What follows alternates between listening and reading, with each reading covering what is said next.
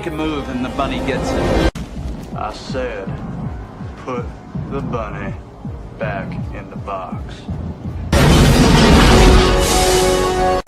Why couldn't you put the bunny back in the box?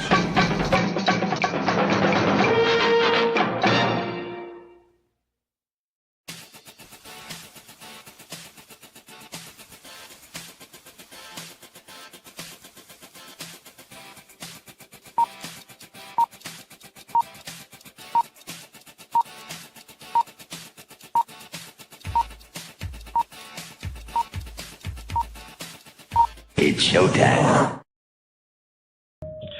Roar. Roar. Colonel Ironsides here.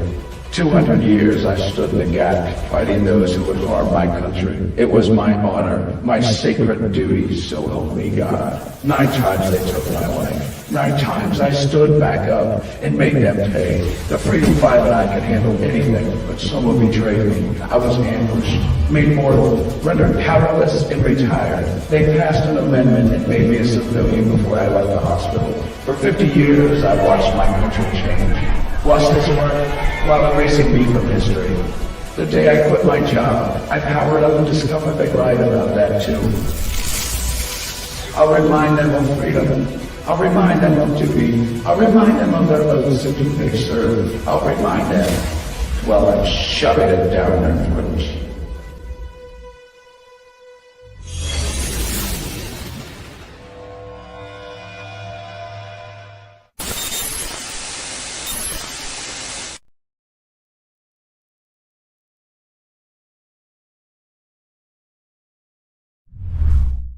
Psychically, I'm very well endowed.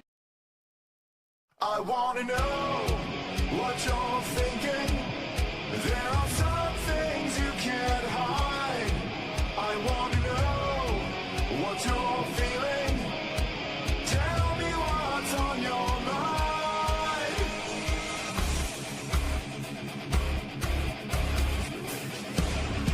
This is what it's all about.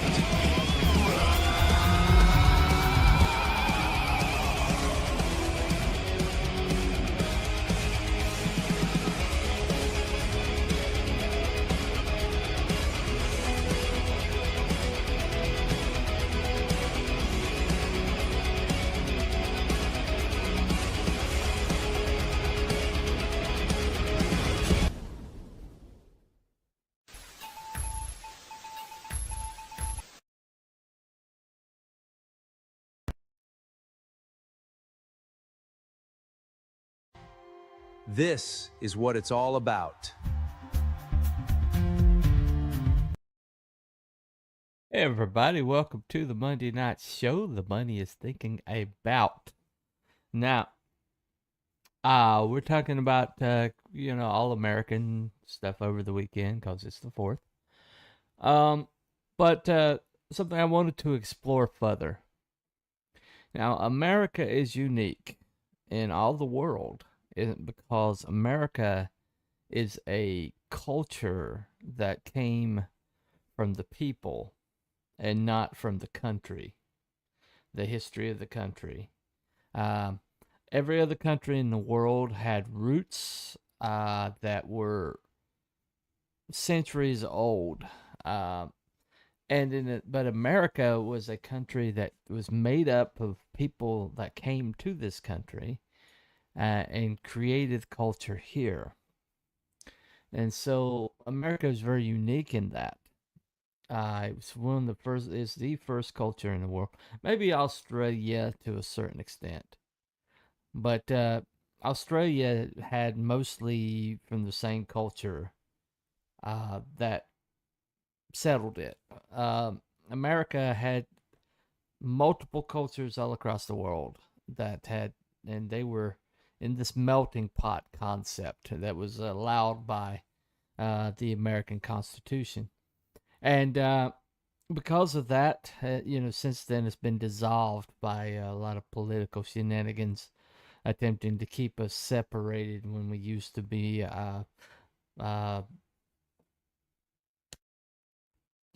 together, analogous. But when we were together, or when we were creating culture, you know, like once we were like, you could eat.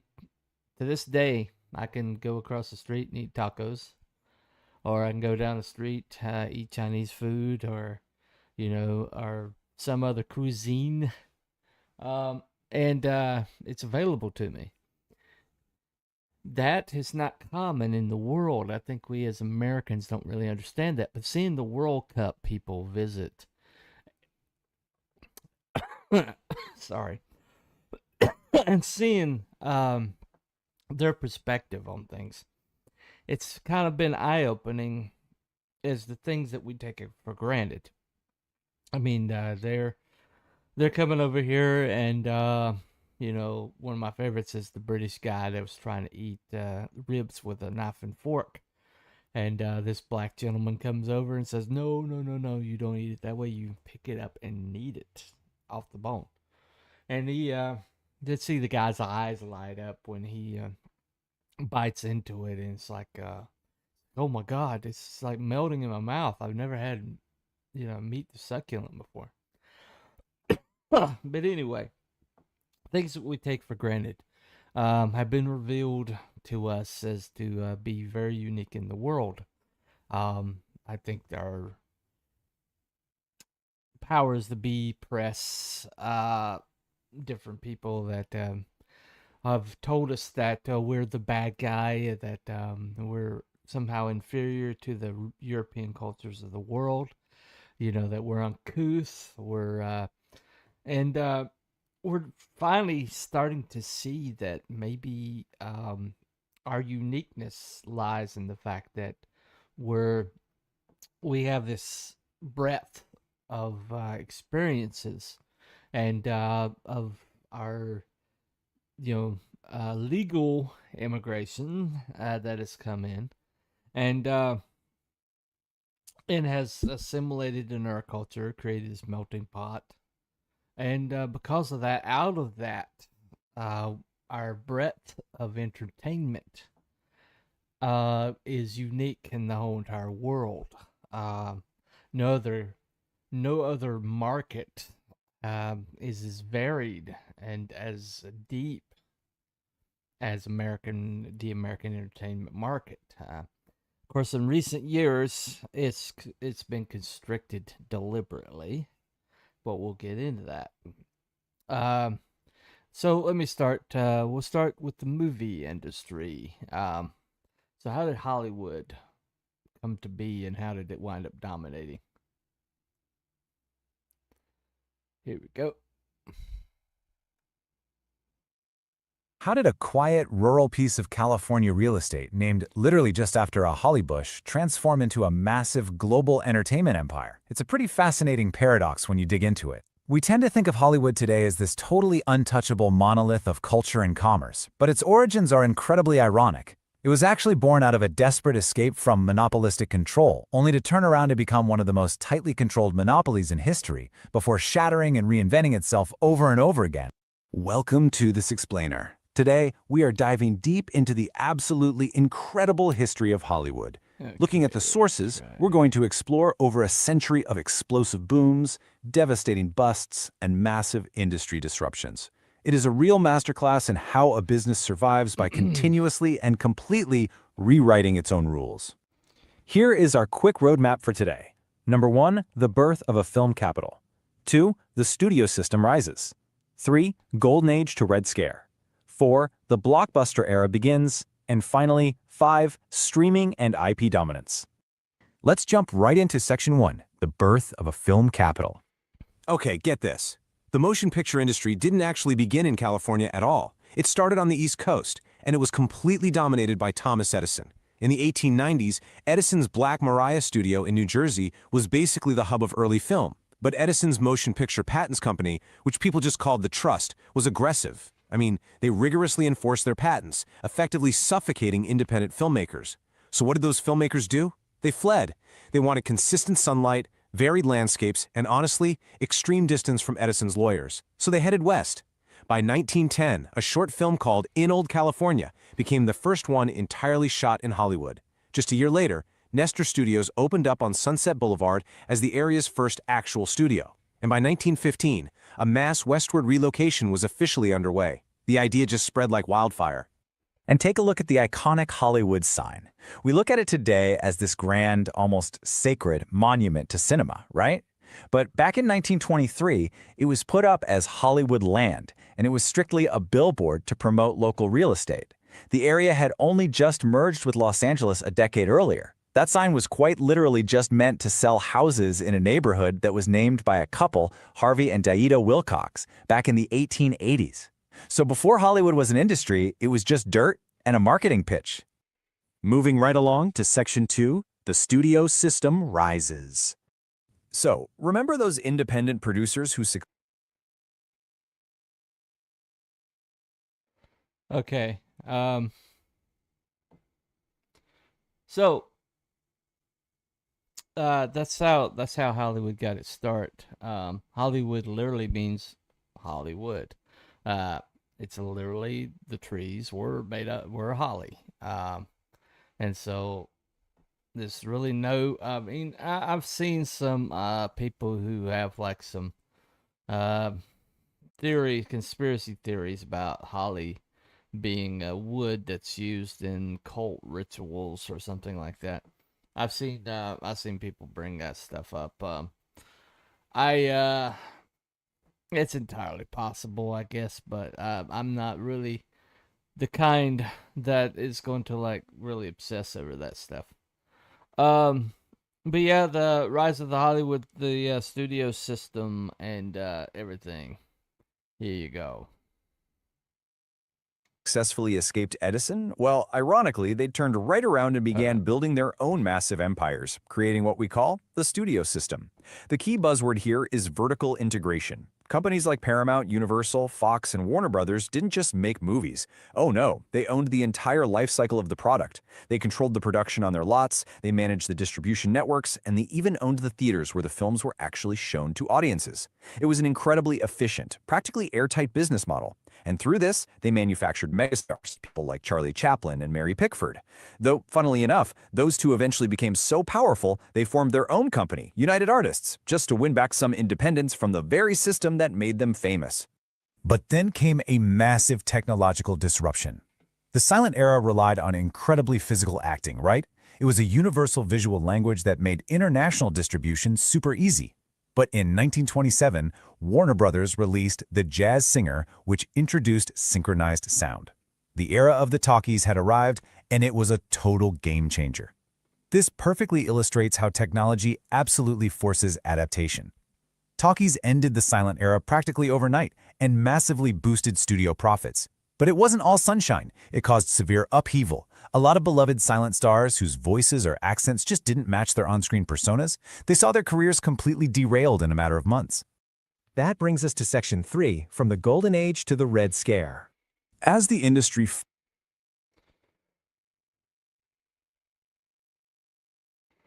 Okay. All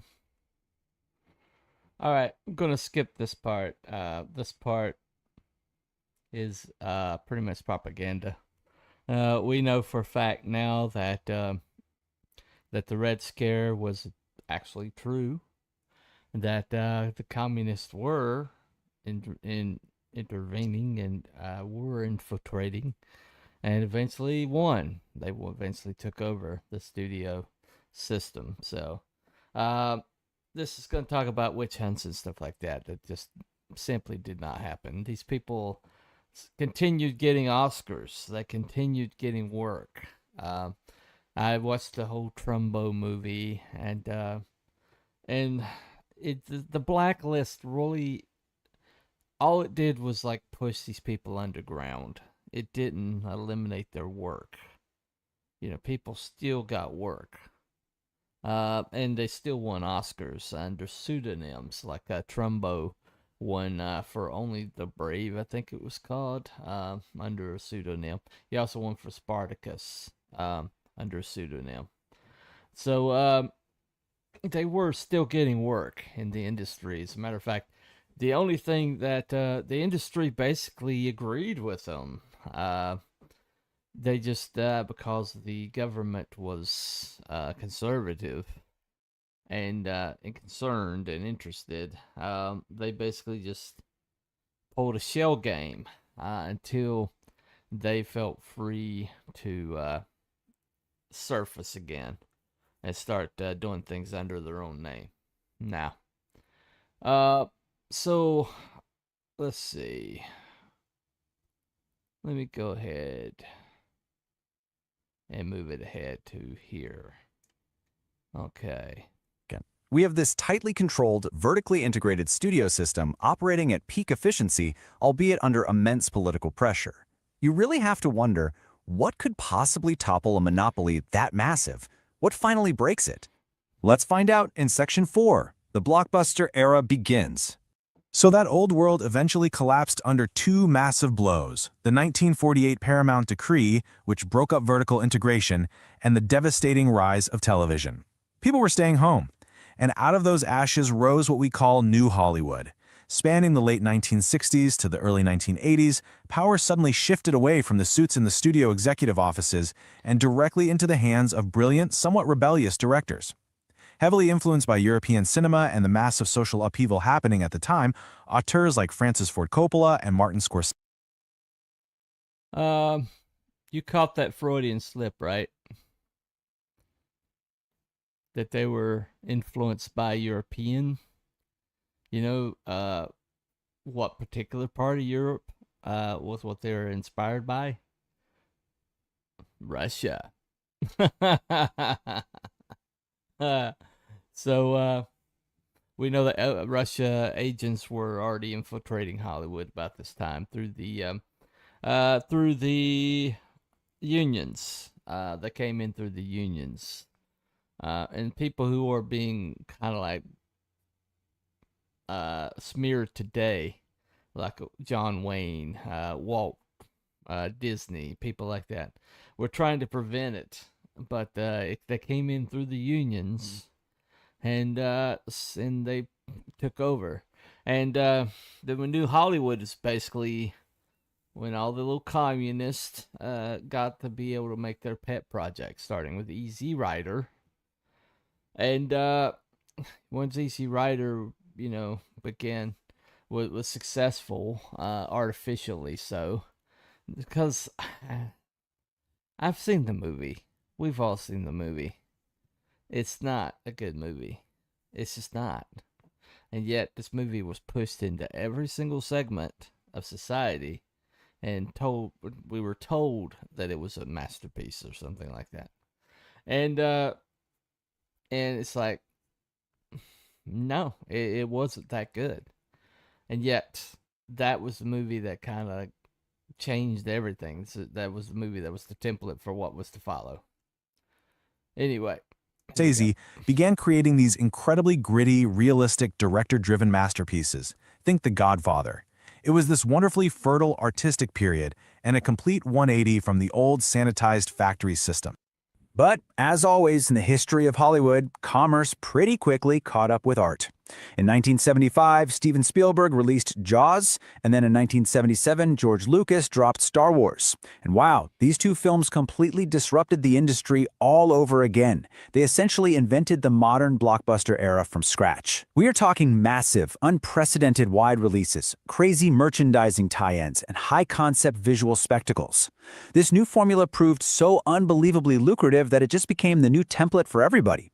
Soon after, massive advancements in CGI, really ushered in by films like 1993's Jurassic Park and 1995's entirely computer-animated Toy Story, pushed the limits of these on-screen spectacles even further. Which brings us right to our final era, Section 5, Streaming and IP Dominance. Entering the modern era, the contrasts are pretty stark, aren't they? We've moved away from studio monopolies controlling local theaters to massive corporate conglomerates fighting tooth and nail over streaming platforms. Instead of relying on a roster of contract stars to sell movie tickets, the modern era relies almost entirely on recognizable franchises and IP reboots. Today, the intellectual property itself, the brand name, has actually become the biggest star in the world. And honestly, perhaps nothing demonstrates this shift better than Disney's acquisition of Marvel back in 2009. That single move built the Marvel Cinematic Universe, perfectly highlighting how the modern model works. It's all about interconnected storytelling spread across both massive cinematic releases and exclusive streaming series. Giant platforms like Netflix, Disney Plus, and others have completely disrupted traditional theatrical models, especially in the wake of the COVID pandemic. Okay. All right, we can take it from there. So we've entered the dark era of streaming. We've entered the dark areas of IP farming, where the IP became more important than the writers, the directors, and the actors, and it pretty much kind of like made the movie budgets got bloated, but that movie kind of does not show up on the screen. You'll see a budget of like hundreds and hundreds of millions of dollars, and it doesn't look as good as movies from 5-6 years ago.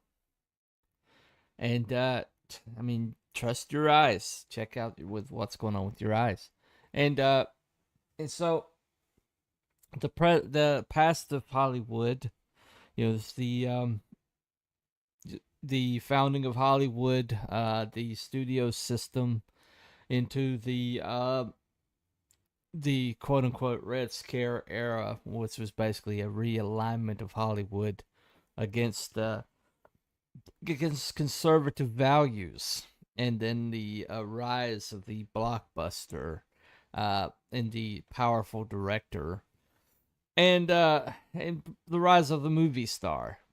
And so that happened to where and the movie stars became the influencers, the cultural influencers. And so basically they began to set the tone for the political discourse and things like that. Now, something happened that took a chunk out of Hollywood at a certain point. Let me play this right quick.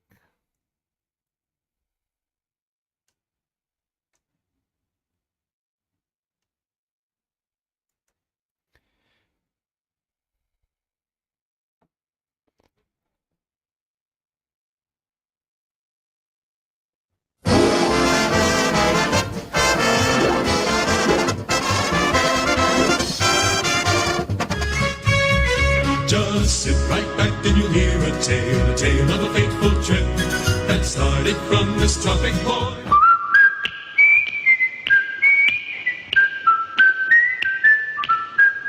The Andy Griffith Show. Here's a story of a lovely lady who was bringing up 3 very lovely girls. Sunday, Monday, happy day. Tuesday, Wednesday, happy day. Thursday, Friday, happy day. The weekend comes, but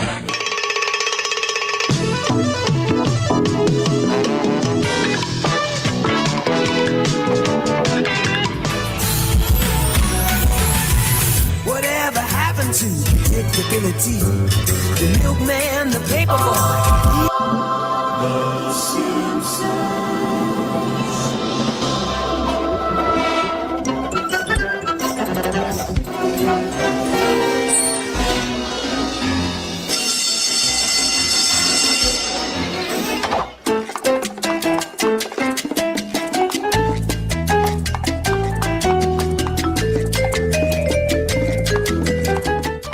It seems today that all you see is violence in movies and sex on TV.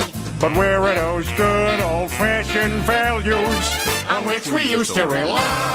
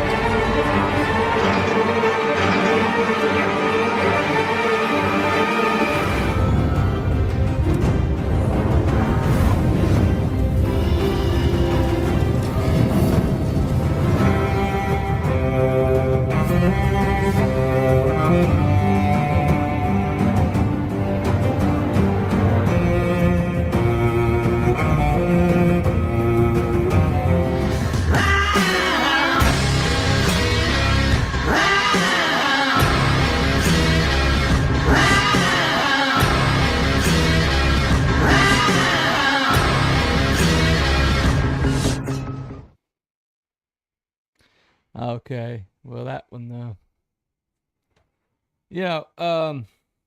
there's something that happened in television that was pretty blatant.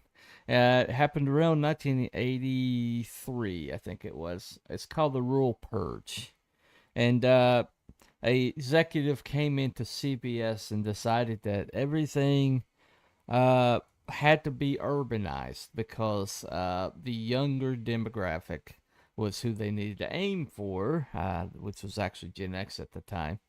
And they needed to kind of jettison the things that the boomers and the generations prior to them, the greatest generation, the silent generation, was still around. That they were a dying out demographic, and so we need to get to the new kids or whatever. And so around that time, suddenly everything went urban, everything went deconstructed. Nobody was really truly heroic anymore. And it was all about, the degradation of society and nihilism and things like that. And there was still some fun to be had. There's still some good stuff. The cartoons were really good around this time. A lot of the animation and a lot of, a lot of things that, I guess, Magnum PI popped out about mid 80s, I think, and and it, there was some things that, and then it got kind of like serious. It's kind of like the music went from hair metal to grunge. The television did the same thing. Suddenly everything was super serious. We're all about social causes, and then you get something like Breaking Bad, who was extremely before that. Mad Men was huge before Breaking Bad, but basically amorality was being pushed. People, I guess The Sopranos before Mad Men. The Sopranos was really huge before Mad Men. The Sopranos was kind of like Patient Zero in a lot of ways. Just nihilistic. The lead character was a bad guy, and it was asking you to root for the evil people that were doing bad things. He's killing people every other show, but sometimes with his bare hands. And he was in therapy and he was crying about, his, not being cuddly with his father or something like that. And because he had that vulnerability, you're supposed to be okay with the fact that, he's ordering people to be killed. Okay. It is what it is. But television definitely took a turn towards the dark side. And but then later years when streaming came in, the very interesting thing happened to where movies and started working hand in hand with streaming. And so content from streaming would show up on movies and movies would show up on streaming. That was started by Firefly being resurrected by the fan base, and there being a Firefly movie called Serenity. And that was really the first time that people were like, hey, you can take television property and you can move it over to... And movie stars started doing television shows and streaming shows. Which before, if you were a television star, you'd never be a movie star. And if you were a movie star, if you did TV, that meant your career was over. But that flexibility was suddenly there, where movie stars could be on streaming, could be on television, and nobody batted an eye. It could move back and forth. But what happened was so much content got made with the streaming that it washed, it kind of like, basically it needed a whole bunch of really good writers to pull it off. And around this time, Me Too and DEI and CRT hit, which decimated the writing rooms of everybody who had been propping up the industry for decades. Simply because of the way, their skin color and way they were born and who they slept with. And these people were booted out of the industry, basically. And what was replacing them were people that didn't have experience, didn't have the chops, and didn't have the industry knowledge of what it takes to put on these shows. And next thing you know, you got a whole bunch of poorly paced shows because the people who are writing them don't have the experience to know how to do series television. They call me Chado. Had a really good breakdown of this. But so the movies and the television kind of went downhill. Now, around this time, something else was kind of taking a turn for the worse. So let me bring this up right quick.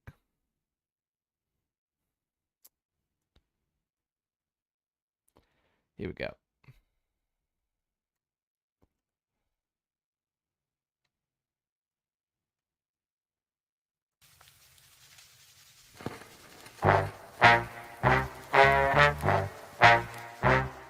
Broadcasting music created larger audiences for artists. Radio stations would create programs based on musical genres, and ultimately creating entire station formats to serve these expanded niches. Minority groups were elevated, especially African American communities, by showcasing their music and giving them a greater sense of identity. The development of rhythm and blues led to important labels like Chess in Chicago and Stax in Memphis that saw the potential for a widespread market. When it shook, rattled, and rolled into the mainstream by a great white hunk, rockabilly producer Sam Phillips was searching for a way to combine the various ethnic genres being recorded in a studio, but his big discovery was Elvis Presley. Transistors took radios out of living room furniture and onto the streets, allowing youngsters to listen to what they wanted to hear, and what they wanted to hear was rock and roll. The combination of sensational disc jockeys and record labels targeting youth created a hysteria out of hero worship and teenage crushes, eventually fueling a cultural revolution that expanded minds and substance abuse, and amplified the call to make love, not war. The record industry was also making inroads through television promotion, staging artists in a 3-camera setup, throwing some amazing dance parties, or some solid gold choreography. Until the music video hit the mainstream, selling images with the sound of new music, and bringing old records into the mix, sampling beats and loops, paying homage and taking inspiration from their forerunners. Even the movies were selling records. And so were teddy bears. Despite the technological changes in delivery, the record industry was thriving, integrated, and cross-platformed. CD sales at Century's End were at 15 billion, until a new sound swept across the industry. For all the revolutions spun up by the record industry, the one they didn't see coming was the digital one. CDs plus PCs spelled trouble for the industry, making it easy to copy the audio files, compress them to MP3s, and share all your music files with the world. Naturally, sales plummeted. Silicon Valley was to blame, and they were also ready to save the day with legal options for downloading records. Single sales quickly adjusted, but album sales were no longer profitable for labels or artists. The drop in income from album sales has kept artists busy on the road, and is partly responsible for the number of reunion tours for bands that broke up or retired from rocking out decades ago. The give and take between music and technology has brought us to a unique moment in history. It's a bit of a double-edged microphone. Hey man, you wanna hear Stairway to Heaven? I've heard it. Classic musicianship is waning in popularity. As contemporary pop stars and rappers are focusing more and more on the other keyboard, the QWERTY one. Yo, check it out. The tech to emulate the new musical heroes. It's readily available to every kid with a laptop, tablet, or smartphone. Oh yeah, girl. It's a marketable, artistic skill set. But at what cost? I don't really know how to play an instrument or read music. And the technology will eliminate the need for talent. And speaking of talent, let's get out on that stage and look good.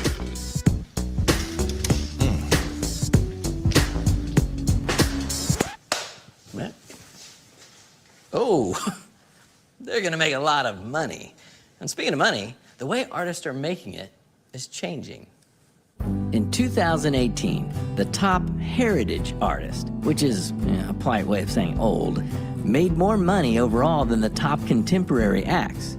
And when you break down how each of these artists made their money, heritage artists are still doing most of the heavy lifting on tour. But the contemporary artists are connecting with their fans via streaming platforms in a much more lucrative way.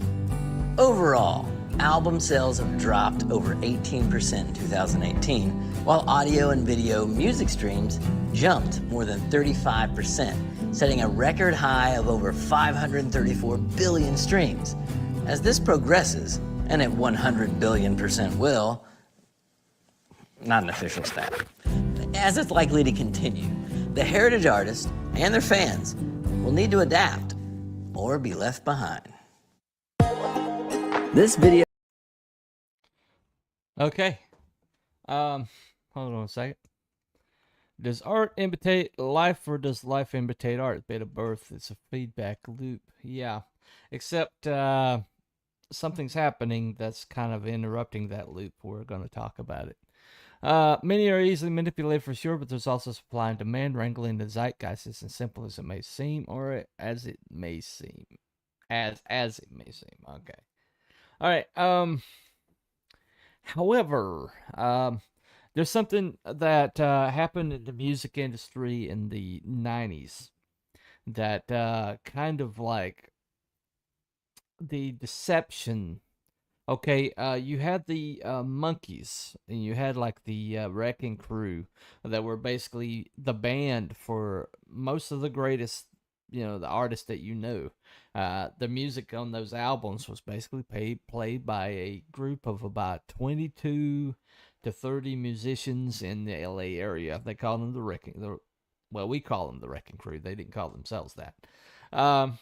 But they played on almost all the most iconic albums, but then the people who were supposed to be playing on those albums, they went out and they imitated the people. Like Tommy Tedeschi said that the guy, when he did his guitar solo for I can't remember what song it was, but it was like his really incredible Spanish guitar thing, and he said that the guitarist for the group came up to him. He's like, "What are you doing? I can't play that." He's like, "I just play the chords. You'll be all right." Anyway, but the thing about it is, that was going on. But in the 90s, something really, really different happened. You had Milli Vanilli, but you also had groups that were basically ripping off voices. And the artist's voice itself is their whole identity. And you had some people who basically had #1 hits, and they did it off of one single lady. Hold on a second. Here we go.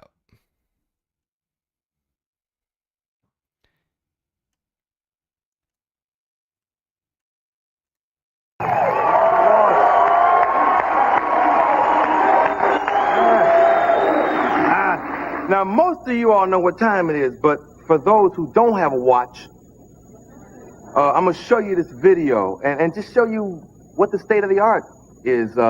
Sandy, let me see the video with Martha's voice. You took me easy and then let me.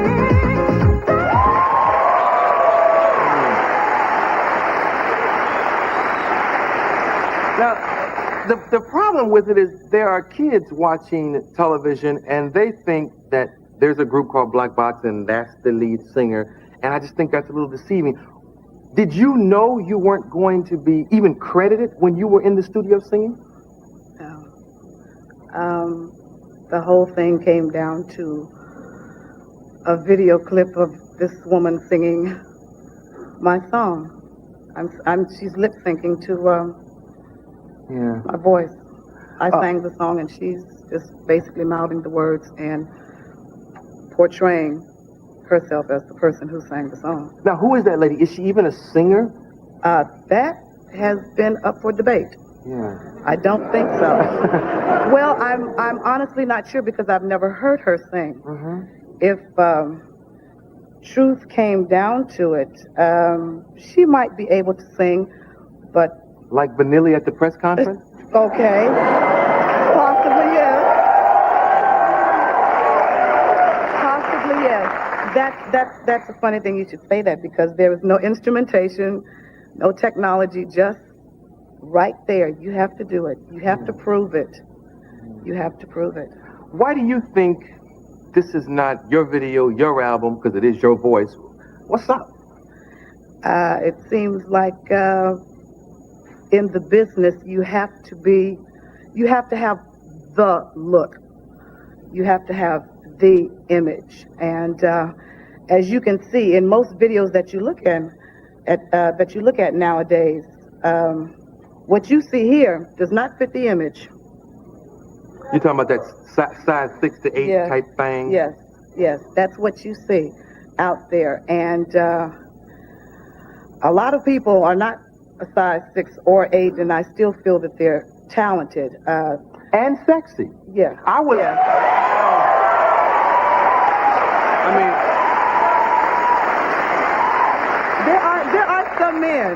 There are some men who do like large women. Yeah, I mean, you can appreciate a lot of different things. As a matter of fact, I was mad when I saw you put this thing on. Because when I was watching you sing, I was like, this is going to be a long interview. You know? And you covered up. You covered up, but I think you must... It's all real. Oh, I know you ain't breast sinking. I know it's there. Oh, I know ain't no breast sinking going on this show. You know, not at all. It's there and it's real. Yeah. Different era, folks. That's it. That was a different era. I am the real thing. There's no imitation. Yeah. And I think there's a lot of falsehood going on in the business, and people need to be aware of what's going on. And it's more than people know. That's true. Just, you know, there is some segment of the public that don't care. And that's fine. That's their opinion. You know, I love them regardless, whatever. That's fine. But then you have another segment of the public that's saying, we're not going for it. And you're suing them right now, right? RCA, as far as the black box thing has been concerned. That's settled. But there's another. Oh, yeah, you know, because there's that CNC Music Factory video, and you're not in that video either. No. But that part that we really know. Yeah. Would you just sing, everybody sing that part so they'll know? If you can hit that note.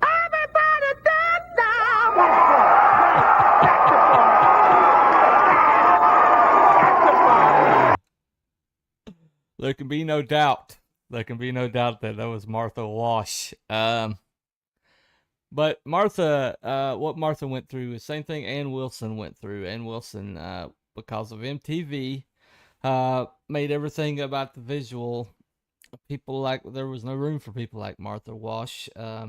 She was part of the Weather Girls with Zorba Davis, I think her name was, and they had a hit with this Raining Men, you know. But she was like basically told that she could have a record deal, but she had to like sing these demos, and she went to do these demos, and next thing you know, there's a group called Black Box that had her singing Strike It Up. There was CNC Music Factory that was doing all the things they were doing, and they had this little skinny model up there singing on the edge of the stage, and there's no way that voice was coming out of that woman. Anyway, it's always been frauds in commercial arts. The internet's level the playing field more than ever. Yes, the internet has, except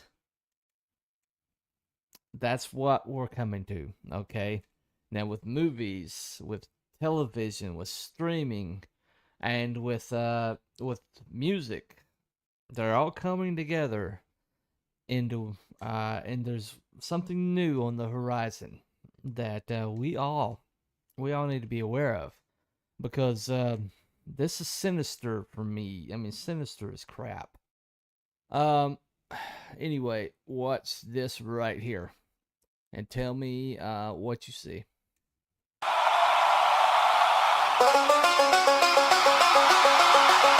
Hey!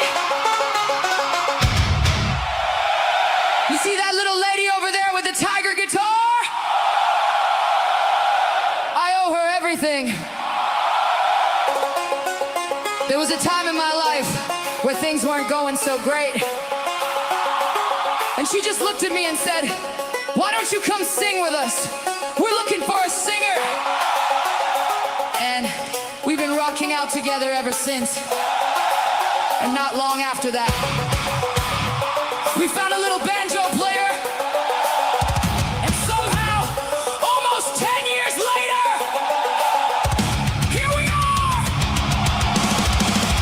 So I need you guys on this one. I want you to sing as loud as you can. I want you clapping, shouting everything you've got. This one is called Rattle the Bones.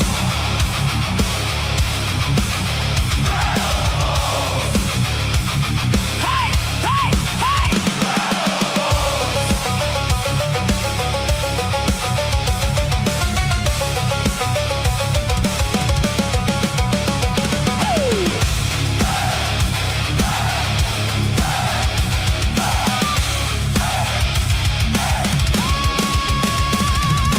Valley full of If anybody's looking like, wow, that's good, that's awesome music, man, those chicks are good looking, where can I find this? Where can I see them in person? Well, you can't. What you saw there was entirely AI. Entirely AI. They do not exist. AI is just another artistic tool, can be powerfully wielded in the hands of those creative visionary. Yep. Except they are not telling people that this is AI. They're telling people this is an actual band, and they're doing concert footage that's also AI. So it makes it look like they're selling out arenas or whatever, selling out festivals. If you can't beat them, join them, or say F it and do your own thing. Yeah, exactly. But they're selling merchandise. They're selling posters. They're selling these ladies do not exist. They even did a 4th of July, thanking the troops. But the most insidious thing about them is they're Christian. They pretend to be a Christian rock band. And so, one thing about my fellow Christians, if you slap Jesus on it, they will believe it. I mean, that explains Bethel music, which is like the least Jesus thing on the planet, and yet they're dominating Christian music right now. Some of their lyrics will make my skin crawl, and yet they're number one on all the Christian contemporary radio, all across the radio.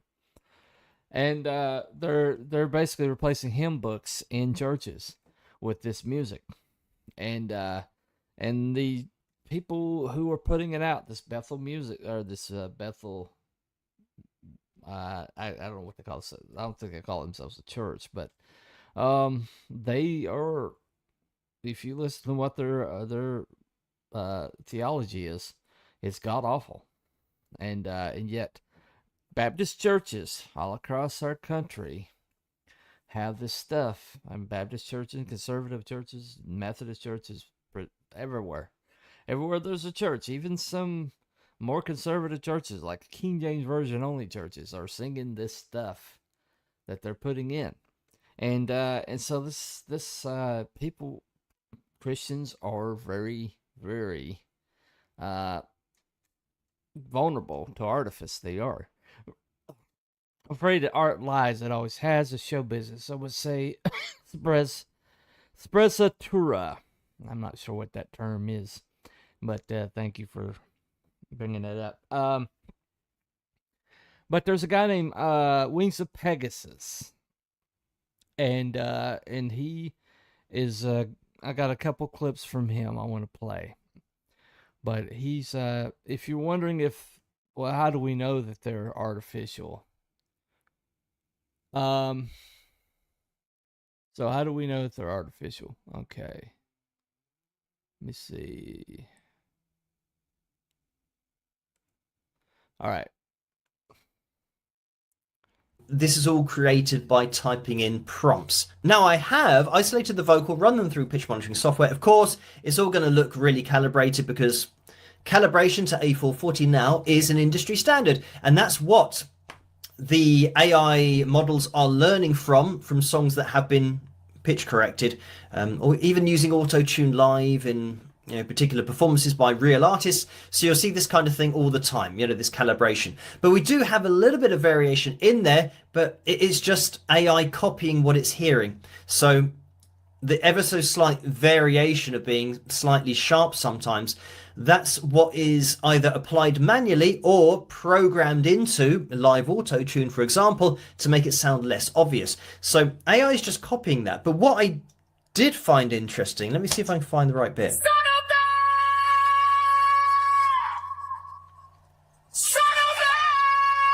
Is that kind of thing where here this na na na that had the sound of an auto-tune flip, where you can see just for a split second the vocal is almost getting up to a D sharp 5 when it should have been a D5. Now what's really interesting about this is that this being an AI creation, is it the fact that AI has been fed so much tuned music, and maybe badly tuned music, it's starting to think that this is what the vocal should have sounded like, because it's being trained on vocals that have been so heavily manipulated from a pitch standpoint that there are flips, which are accidents. Those aren't supposed to happen. When you hear a flip in a vocal, that's the processor getting it wrong. And it just so happens the producer hasn't noticed, and then they've released it on YouTube, or even sometimes released it as a live performance and they haven't spotted that, oh, there was a flip there that is impossible to do vocally. But we've got that here in an AI creation. You can definitely hear it do that flip up to what would be the wrong note. So yeah, it's interesting now that AI can potentially be learning from mistakes that have been made with tuning vocals, but AI doesn't know that they're mistakes. So now it's putting in its own mistakes in tuning. So yeah, really interesting. Okay. So that's, the machine doesn't lie. What you're hearing is, you're not only hearing the vocals, and I've listened to several of their songs, and they're so catchy as to be almost outlandishly so. It's almost like an algorithm-driven music creation. And the theology is all over the place. The theology in these songs are just wonky. But because it has vague biblical concepts, uses like a scripture, like that shit, Rattle the Bones is based on, I think, I'm pretty sure it's Ezekiel, the Valley of Dry Bones. But that's not even meant to have theology in it, and yet they were singing a song about it. It's like, what has that got to do with Christianity? Well, it's in the Bible. Okay, well, there's a lot of things in the Bible that aren't applicable to Christianity, and yet you can tell that AI has combed the Bible and created music, created new songs out of Scripture. And because, and you look in the comments, if you look at the comments of these ladies, these fake ladies, these impossible ladies, you will find people like, oh, this song blessed me, blah, blah, blah. It's like, what were you blessed by? Dude, the lyrics are nothing. There's nothing in those lyrics. It just has a lot of Christian theology, is already all over the map. There's thousands of denominations. They can't all be right. Yeah. Yeah, that's true. I think a better perspective issue is like unconscious mind were created. Bubbles up from functions very much like AI. Yeah. It's imitating something that humanity can do. But they're going one step further. That's where the second clip comes in. Hold on one second.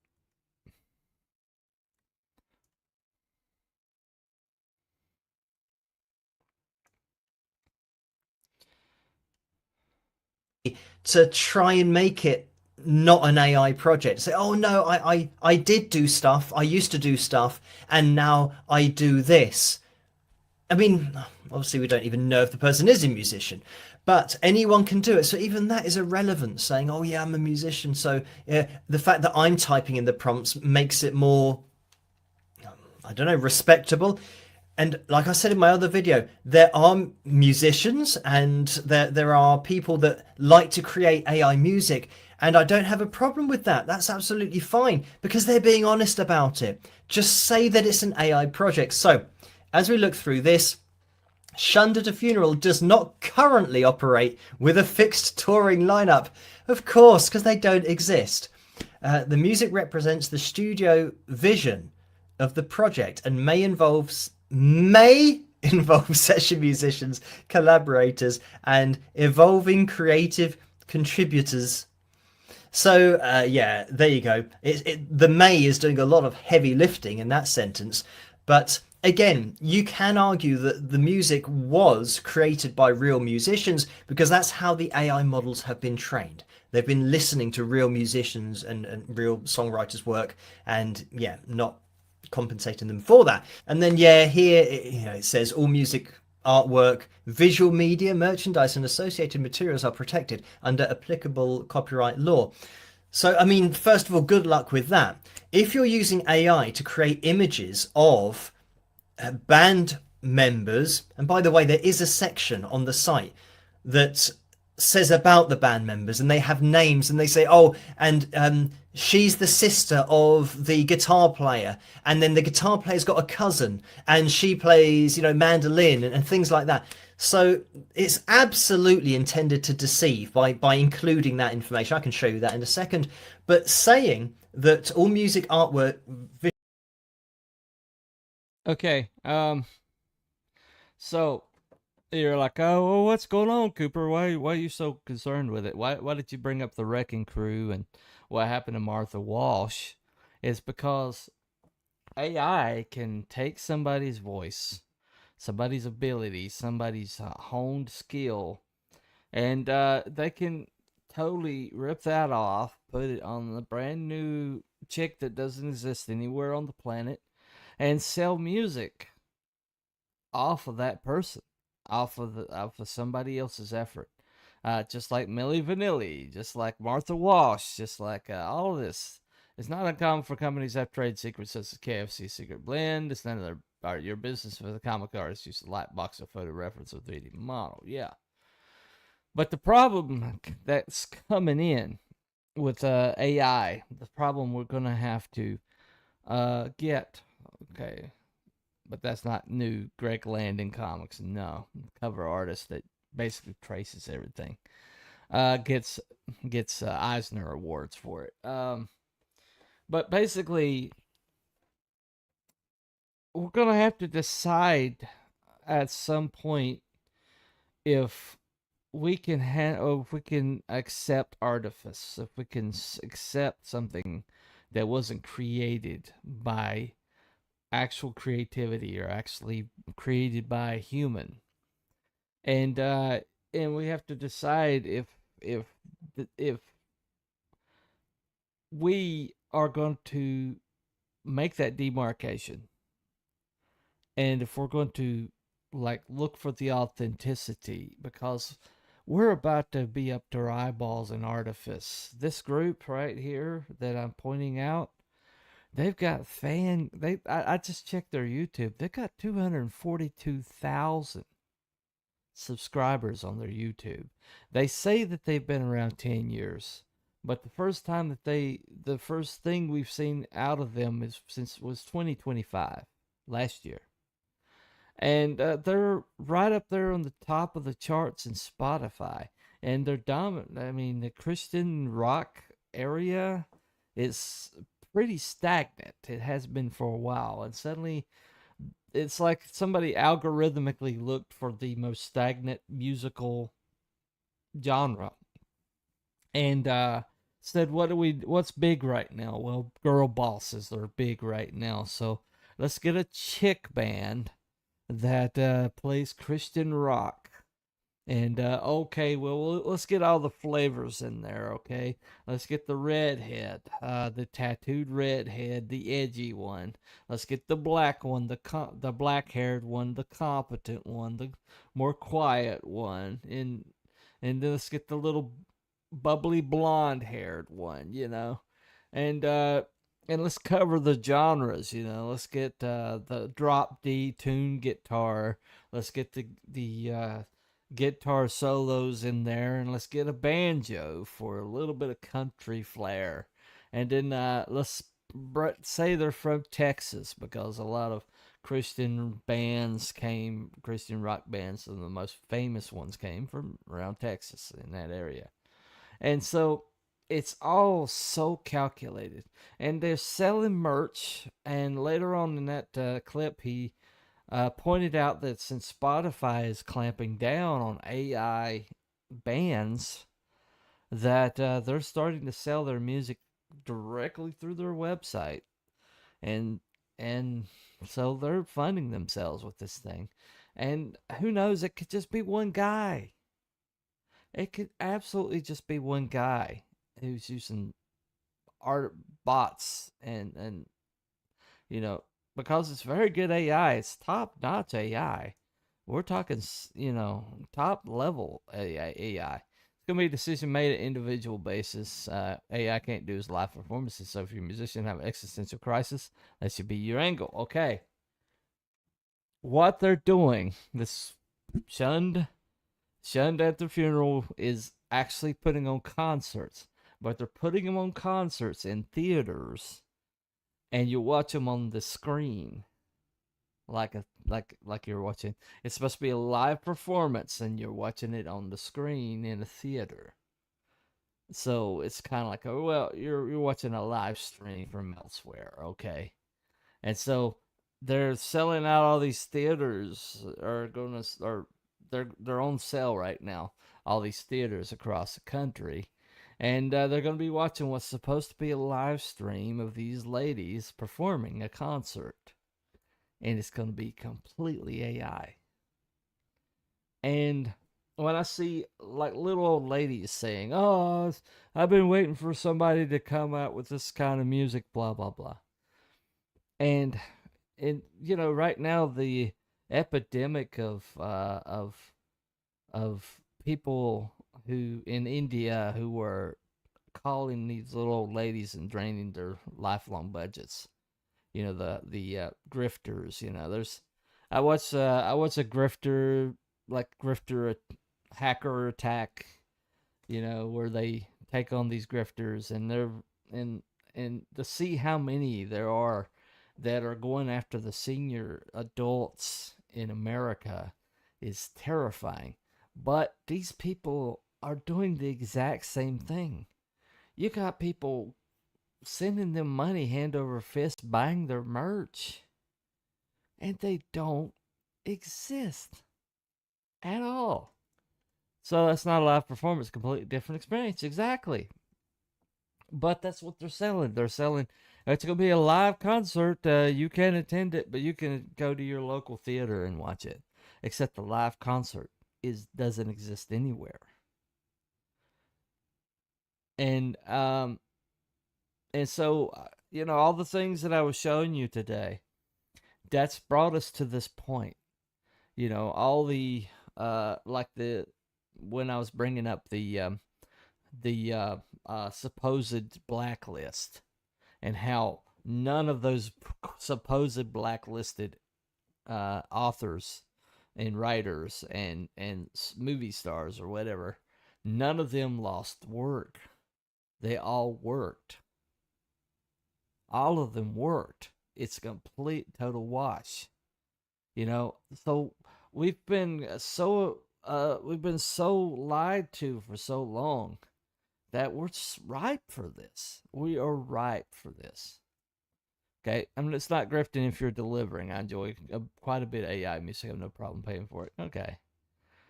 Well, I mean, just like a friend of mine, I play him like he's 80s hits that are metal, that are like converted to metal. Like one of his favorites was Sweet Caroline, heavy metal version of Sweet Caroline. But I mean, but the thing about it is though, is Sifter over here, obviously he's going to be perfectly okay with these AI people coming in, and that's his choice to be made. But I think my objection is if people knew that this band is AI and they can't, we're up front with it, okay? These are AI. These are going to be the first AI superstars. This music is completely computer generated, or we've got actual creatives working on it. And some of that music's really good. I mean, that banjo with the drop D tuning guitar is unique. It really is. And when I first heard it, I was kind of like, well, that's pretty catchy. But then you listen to lyrics and it's like, I don't think anybody human wrote that. But think about it is though, we got to make that choice. We got to decide if because it's coming, it's here. It's not only coming, but it's here. This group is active right now. And there might be some guy in his underwear in his basement somewhere who has enough money for the best AI generators on the planet. It could be from China. China itself could be spitting this stuff out. I don't know where that comes from. I just know that this band doesn't exist, and yet they're being pushed into my feed nonstop since I watched one video. And if you type in shunned, immediately autofills their name on YouTube. It's being pushed. They're being pushed like crazy right now. It's a funk version of Tool's Numa that's incredible. Only person that exists in your mind, right? Right. So, anyway, so that's basically what the show has been about. America has been unique. Melting pot of creatives, a melting pot of different societies, different cultures, different histories. And they all came to this country and they built something unique. And it's the art from America inspires the rest of the world. Everything else is a derivative of something that's happening in America. I guess French cinema is entirely different, but some Japanese stuff. But a lot of it is derived from influences from American stuff. And America is influenced by everything else, and it brings it in, and we've spit out something new. And so if America falls to this, the rest of the world don't have a chance, okay? Of course, it's already the rest of the world, they have like young men who are completely, totally withdrawing from life to be with AI projections of a female. That's happening in Korea and Japan. They're not going to marry anybody because they've got this AI projection of a female that they're in love with, who basically tells them what they want to hear, And that's coming everywhere. It's coming all across the planet. Check out the documentary. Everything's a remix free on YouTube. I prefer the original version, right? Haha, right. Anyway, so take this as a warning. This is where we're at. Or at least this is where we're headed. It's eye-opening. Yeah, that's like it's original, right? But we are... there's coming a day where independent is going to get more and more important because the mainstream is going to follow this stuff right away. They have so lowered the level of talent in the mainstream, writing wise, acting wise, and every conceivable way. They've lowered the talent level so far that AI is going to be an upgrade of anything they want, anything they're going to do from here on out. So you're going to see a lot of AI in Hollywood very shortly. If you haven't, if we're not already, we don't know about it. But the independent space is going to be where the creativity is going to come from, where the unique visions are going to come from, for the actual authenticity is going to come from. And so as long as the independent is around, the independent space is around, then AI is not going to control everything. And I think that's going to cause independent, actual creativity to become at a premium. And so stay the course. And, I'm already using AI tools. I'm using AI tools. This thumbnail was created with the help of Grok. And it's a good thumbnail. It's one it took hours for me to make this. Yet I was able to generate it in about 15 minutes. So AI is a tool that can really help us bring out our actual creativity and bring out the actual visions that we have in our heads. But as long as the vision is authentic, it doesn't matter if AI helped you fulfill it. But what we really should be worried about is when AI creates from top to bottom, from the beginning to end, and generates everything. That's the stuff that's going to get real scary real fast. Anyway, so it's nothing new under the sun, not even AI. It's just an extension of our own nervous system, yeah. Anyway, thank you, Sifter, for coming and hanging out with me. Thank you for everybody that's watching today. And we will see you all next time. Follow the white rabbit. Hold on a second. Your thumbnail looks great. AI is not an existential threat. So it's a double-edged sword like every other powerful tool. Yep, agreed. Totally agreed. Anyway, but thank you all for coming. And we will see you all next time. Follow the white rabbit. Bye, everybody.